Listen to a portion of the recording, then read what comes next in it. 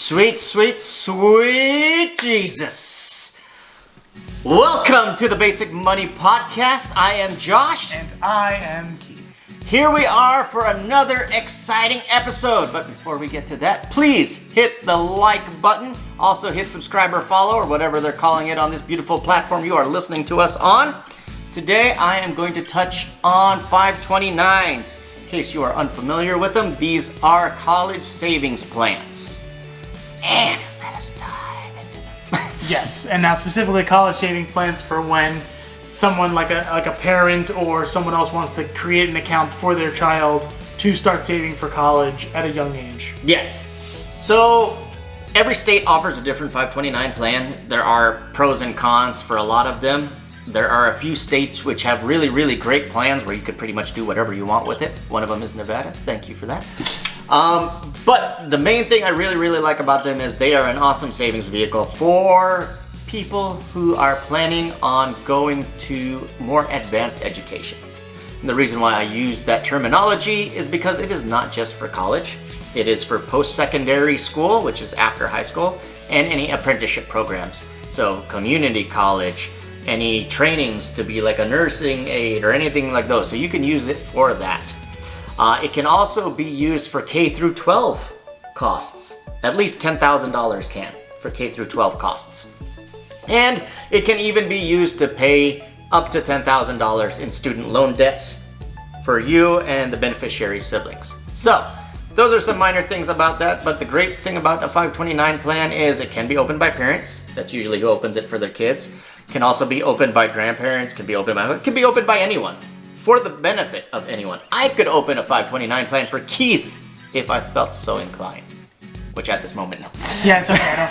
I don't plan on going back to school. My business venture doesn't require any more besides my usual trainings, but I'm okay. Yeah. So it can also be funded by anyone. So as a parent, you don't know what to get your kids. If you're like me, they already have 2 or 3 rooms that are just full of toys that they don't play with.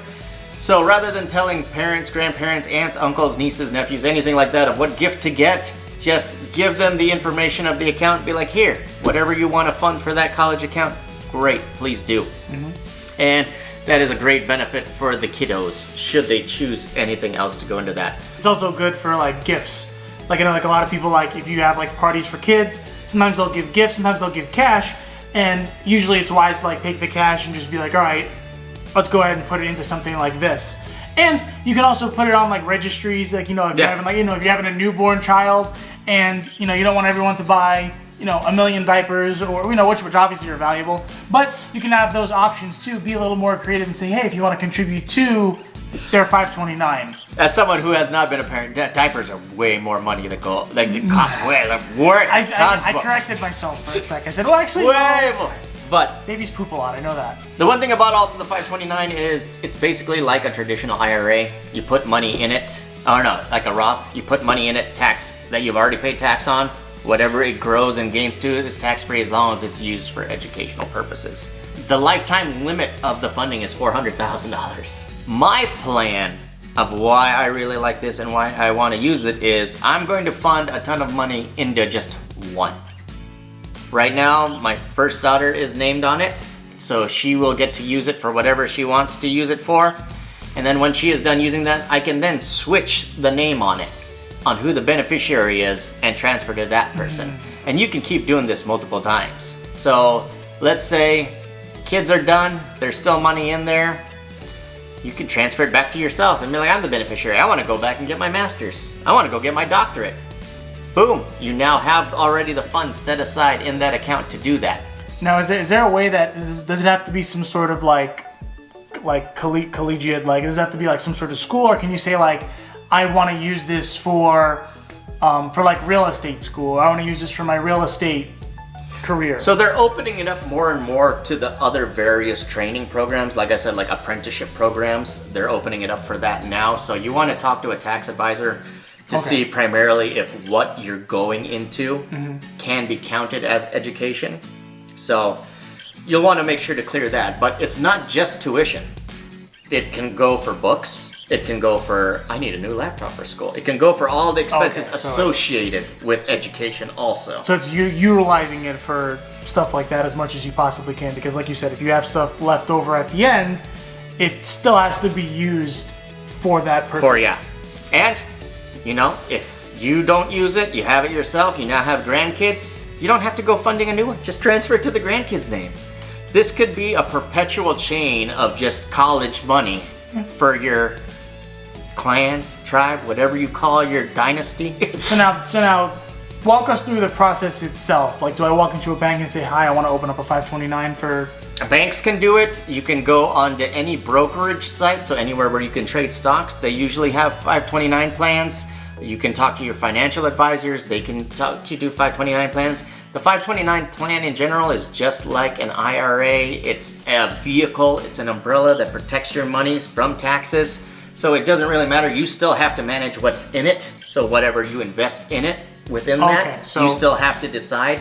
You can't just say 529 and expect it to grow.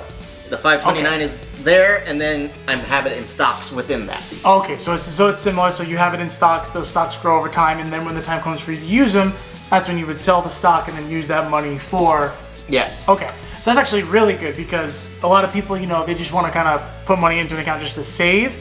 But in this case, you're utilizing the market, utilizing something like stocks to be able to grow that money over time, so that when the time comes for you to actually pay for college or pay for whatever those kids need, you have something that was just growing over time instead of constantly stressing about it as these kids get older. Yeah.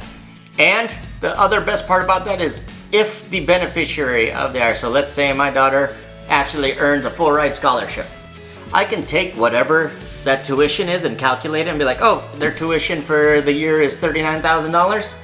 I can go into my into the 529 and be like, hey, $39,000. You're coming out. You're mine. You're tax free now. Like your mine is in yours, or your mine is in... You can give it to the kids. You can give it back to you. But basically, that scholarship money that child is getting for that offsets whatever you put away in there.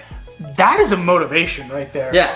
I tell my kid, like, hey, listen, I want you to work hard, you know, and if you get a scholarship, whatever money you make on that scholarship, if it's left over in this account, it's yours. Yeah, you could totally motivate your kid. Be like, hey, earn as much scholarship as you can. I have some money set aside. Whatever you earn, you'll get from this just as cash money. And this is exactly what happened to me. So when I was in high school, I pretty much stressed myself out a lot because I was putting a lot of work on myself. I was doing a lot of extracurriculars. My SAT scores weren't that good. And my college results came back. I didn't get into the school I wanted to. I ended up going to my safety school.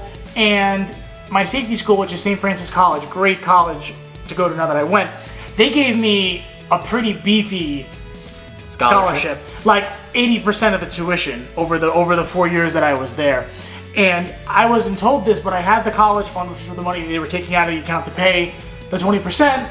And then when college was over, my parents were like, so you had this money left over in your college account that we saved from your scholarship. Here you go. So I graduated with a fat chunk of change that I didn't expect.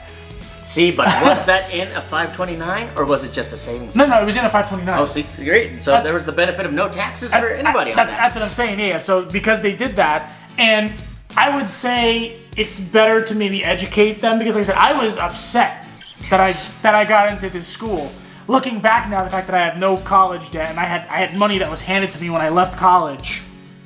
Like, yeah. It's also a good motivator, because I think we talked about it on an episode with Josh about return on investment for college degrees or jobs or trainings that you want to do.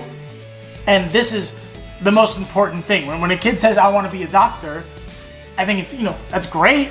Here's a map out. I want to be a teacher. Okay, I think it's great. You want to be a teacher. Here's what to expect. It was very recent we did this episode where it's like we said, like, don't say I didn't tell you so. Don't complain about your student debt, because this is something that you should have known about in advance and also planned for. Yeah. Like, it sucks that there's interest rates on them and you got to pay pretty much your entire life while you're working this career. But having something at a base level where you can understand where an account like this can come from and motivate someone in an early stage like your kids, it can help them be a little more in tune with what money can come their way, and it can motivate them to get scholarships. I just think it's the best way for that, because also whatever money in there, you can transfer it. There's the generational aspect of it. So it's not one of those like, well, this is in it, we've used it all, no more, or like it's a use it or lose it. Like, no, it can keep growing, it can keep going. My plan on them is to set up everything to where it's all generational. I've funded everything, and as long as now they keep growing and nobody cuts down the tree, it just keeps churning money and will eventually pay for, hopefully, my grandkids. One caveat, take care of yourself first and have your kids really try for scholarships. If you don't have retirement savings, you shouldn't plan on college savings. Yeah. Let's say you put in 2 hours of work to possibly get a $10,000 essay. That is a way higher return than you will ever get working for almost anything. Yep. Or even $1,000 essay. 2 hours, I made $500 an hour if I get the $1,000 scholarship. So you just want to teach the kids that, you know, if there's any ways that you can earn the income to pay for those things, do it. If there's more ways to do it than just going and working at Starbucks. Yep. Not knocking those people, but no. I think the nice thing is that a lot of kids, like in high school, like going into college, or college kids going into their graduates, well, I would say more so the college kids do this, but a lot of the high school kids, they don't, because in their minds, they're just like, I'm just kind of going with the flow. But then you have the ones that are educated and understand something like this. Getting them started at an early age with any financial information is more than probably 90% of the population, because they don't have money, they don't know what to do with their money, they don't really want to know about money. So it's always good to keep your kids informed. So if you have kids or planning on going back to school in the future, and you have extra money outside of paying for everything and planning for your retirement and your savings, it's a great idea. Start the 529. Start stashing money in there to pay for those educational things, whether for your kids, whether for you in the future, whether for a niece, nephew. You want to be that cool aunt, uncle who just pays for your nephew's college or niece's college? Start rolling like that. Yep. But that's it for today. I'm Josh. This is Keith. I am Keith. Yes, I'm Keith. And we'll be back next time. Yes. Hope you guys enjoyed this one. Take care. All right. I hope you learned something too today. I did, yeah.